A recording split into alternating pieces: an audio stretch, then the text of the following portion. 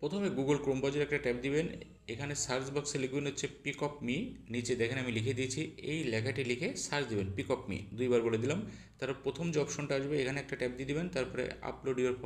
Photo এখানে একটা tab দিবেন, তারপরে এইখানে একটা ট্যাব দিবেন, আপনার গ্যালারিতে যাবেন, আপনার একটা ছবি চুজ করতে হবে, যে কোনো একটা ছবি দিলেই হবে। ওকে, অনেক রকম ডিজাইনের জন্য তো আমি জাস্ট একটা ছবি নিয়ে দেখাচ্ছি, এই ছবিটা সিলেক্ট করলাম, তারপরে যে সিলেক্ট উপরে এখানে একটা ট্যাব দিয়ে দেবেন। ওকে, ট্যাব দেওয়ার পর যে ছবিটা এখানে আসবে এটা হাত দিয়ে চেপে ধরে অ্যাডজাস্ট করে নেবেন, তারপরে যে নেক্সট এখানে একটা ট্যাব দিয়ে দিবেন, একটু ওয়েট করবেন, দেখবেন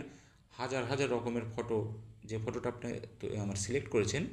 অনেক রকম ডিজাইন করে সেই ফটোটা দিয়ে আপনার বিভিন্ন রকম ডিজাইনের ফটো এখানে চলে আসবে। ওকে,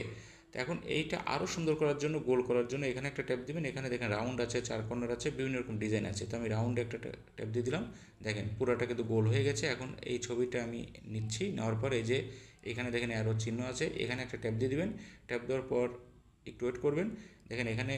ফাইল একটা অপশন পাবেন, এখানে একটা ট্যাপ দিলেই এই ছবিটা ডাউনলোডে আপনার সরাসরি গ্যালারিতে চলে যাবে, অর্থাৎ ফাইলে চলে যাবে। দেখেন আমি দুইটা ছবি এখান থেকে তৈরি করেছি, দেখেন দুইটাই কিন্তু সরাসরি